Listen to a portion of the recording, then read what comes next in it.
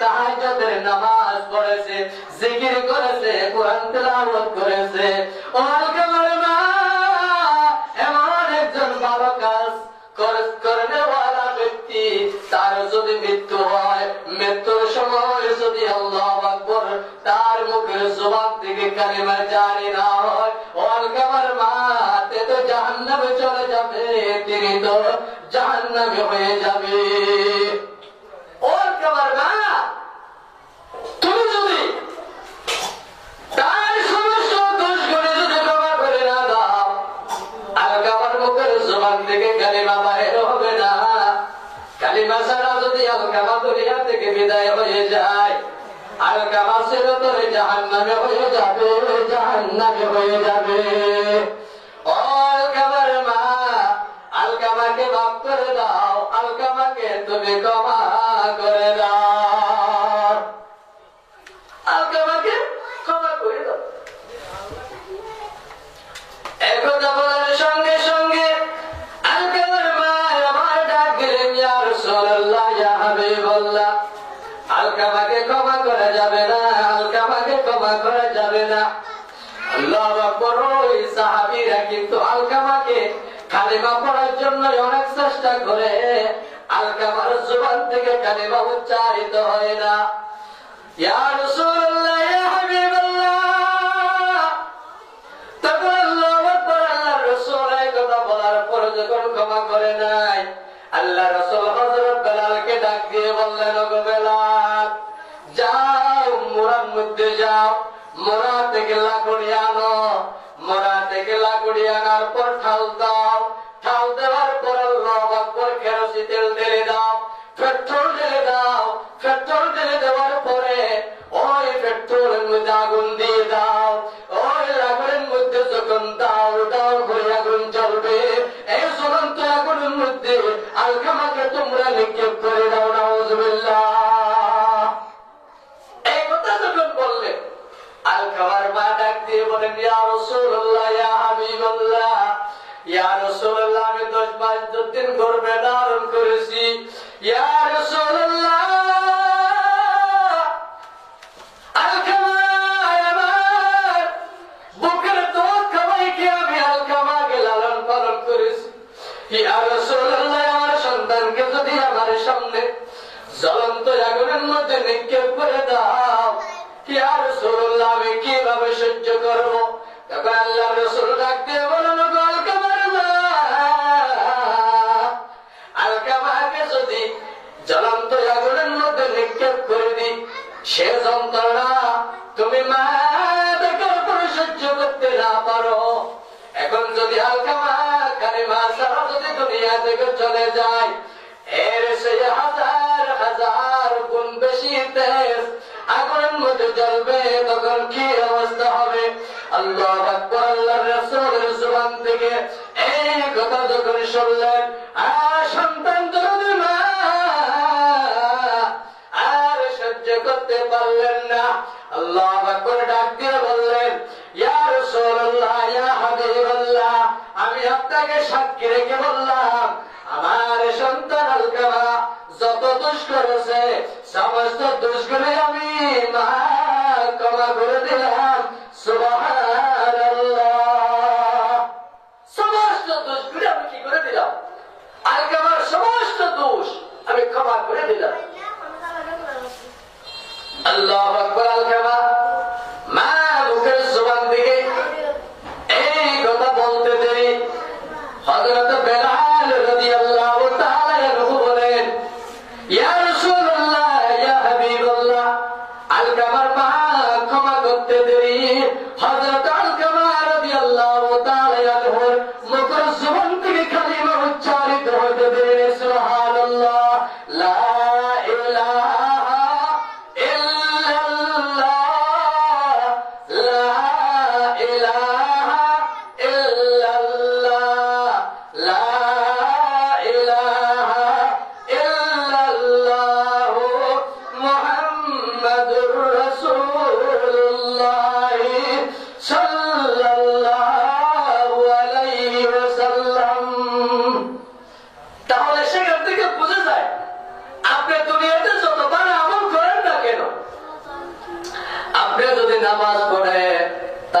পড়েন, রোজা রাখেন, আল্লাহু আকবার, যেই ভালো কাজ করেন না কেন, কিন্তু মা বাবা যদি তোমাকে ক্ষমা না করে, আল্লাহর রাসূলের হাদিস শরীফ অনুযায়ী তুমি কোনদিন ঈমানদার হয়ে দুনিয়া থেকে মৃত্যুবরণ করতে পারবা না।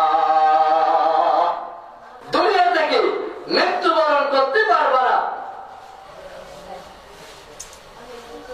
এই জন্য আমার ভাইয়েরা, আমি বলবো, মা বাবার সেবা করো, খেদমতে মা দার পেদার কোন সবে সব তাকবাশে দর্দ আলম নে কোনা। মা বাবার সেবা করো, মা বাবার সেবা করো, মা বাবার সেবা করো। মা বাবার যে জিনিস প্রয়োজন সেই জিনিসের ব্যবস্থা তুমি সন্তান করে দাও। জমিনের মধ্যে তোমার মা রাজি, জমিনের মধ্যে তোমার আব্বা রাজি, আল্লাহু আকবার তুমি ধরে রাখো। আকাশের মধ্যে আল্লাহ রাব্বুল আলামিন রাজি। মা বাবা হতে আপন, মা বাবাকে করো যতন, মা বাবা হতে আপন, মা বাবাকে করো যতন।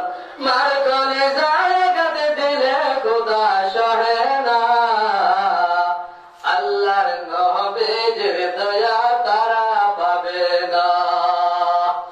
মা বাবা হতে আপন, মা বাবাকে করো যতন। মার কলিজায় কাঁদে দিলে খোদা সহে না, আল্লাহর নবীর দয়া তারা পাবে না। মা বাবাকে কষ্ট দিলে নামাজ রোজা যাইবে বলে, মা বাবাকে দুঃখ দিলে নামাজ রোজা যাইবে বলে। মার কলিজায় কেটে দিলে খোদা সহে না,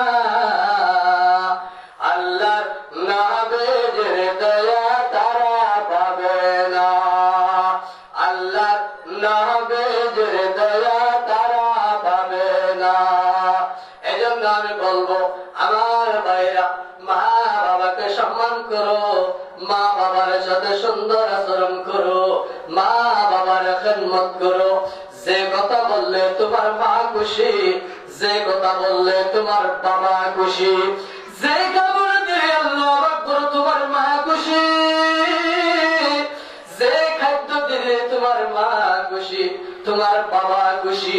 বাবা যদি তোমার দিকে তাকাইয়া খুশি হয়ে যায়, মা যদি তোমার আচার আচরণের উপরে খুশি হয়ে যায়, তুমি ধরে রাখো, তুমি ধরে রাখো, আকাশের উপরে তোমার উপরে আল্লাহু আকবার, আল্লাহ খুশি। এই জন্য আমার ভাইরা, মা বাবাকে সেবা করো, মা বাবাকে দুঃখ দিয়ে, মা বাবাকে বৃদ্ধাশ্রমে রেখে, মা বাবাকে আলাদা বাসার মধ্যে রেখে তুমি কোরিয়ার কম্বল ব্যবহার করো। গর্ভধারণের জনম দুঃখের মা, জনম দুঃখের মাকে ভাঙ্গা ঘরের মধ্যে রাখো। আল্লাহু আকবার, পাতলা একটা খেতা নিয়ে তিনি খাটের মধ্যে শুয়ে থাকে। গভীর রাত যখন হয়ে যায়, কনকনে শীতের মধ্যে টিটটির টিটটির করে আল্লাহু আকবার বুকের মধ্যে হাঁটু দুইটি আল্লাহু আকবার বুকের মধ্যে লাগাই দিয়া জনম দুঃখের মা সময় কাটায়। আর তবে কোরিয়ার কম্বল আল্লাহু আকবার উপরে জমাইয়া তুমি আরামের আয়েশি করো। আল্লাহর রাসূল বলেন, বান্দারে, যা সব দরকার তুমি দুনিয়ার মধ্যে করে নাও, কিন্তু মৃত্যুর সঙ্গে সঙ্গে তোমার জন্য কঠিন আযাব অপেক্ষা করতেছে। মা বাবাকে সন্তান আল্লাহু আকবার সম্মান করো, মা বাবার প্রয়োজনীয় জিনিসগুলোর ব্যবস্থা করো। তোমার পকেটের মধ্যে যদি 50 টাকা থাকে, 50 টাকার অধিকারী মা বাবা। যদি 100 টাকা থাকে, 50 টাকার অধিকার তোমার মা বাবার আছে। আর তোমার মা বাবা যদি আল্লাহু আকবার দপ্তরে করে তোমার 100 টাকা পকেটের মধ্যে আছে, সব ঘুরে যদি নিয়ে গিয়ে ফেলতে চায়, কিন্তু কে ফেলার অধিকার আছে? কারণ তোমার মা জনম দুঃখের মার দুধের সেনার দুধকে তুমি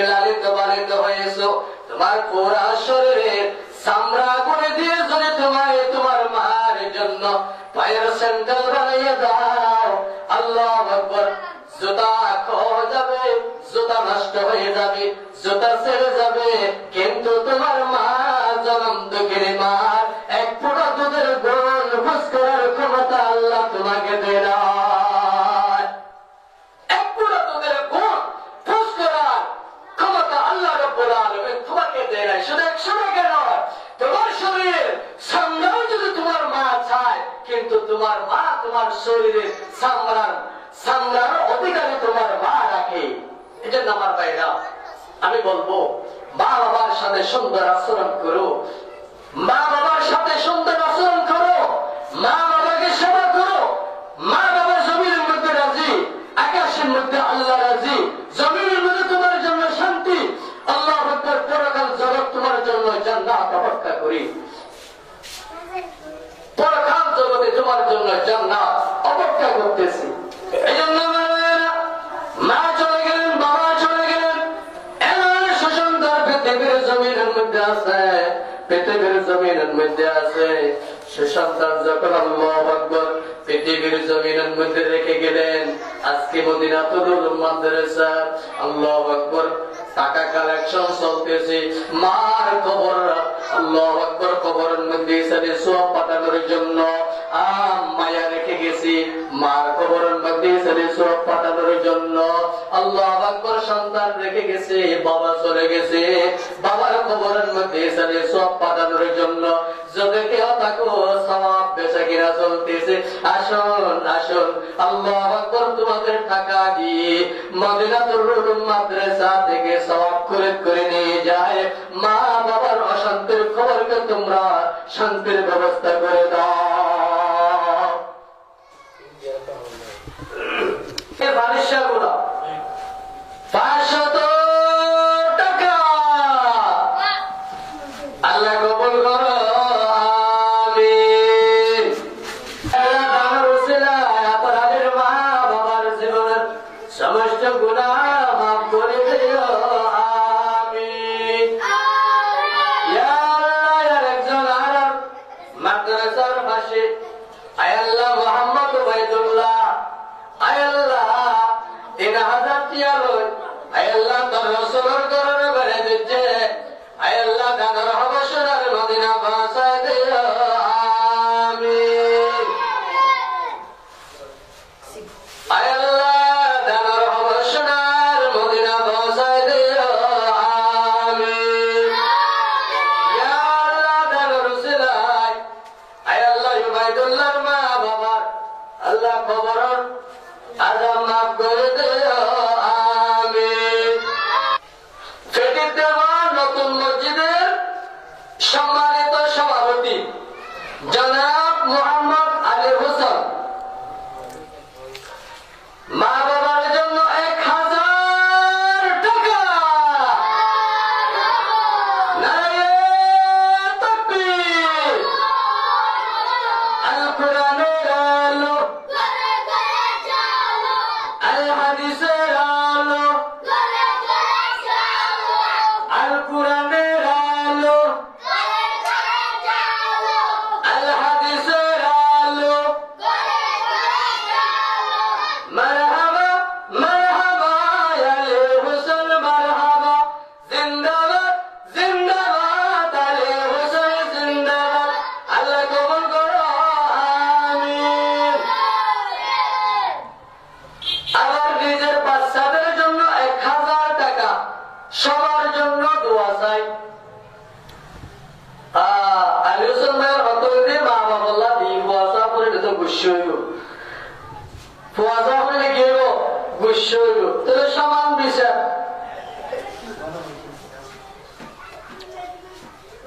তাহলে আলী হোসেন ভাই নিজের ফান্ডে 1000 টাকা। নারায়ে তাকবীর। আল কোরআনের আলো,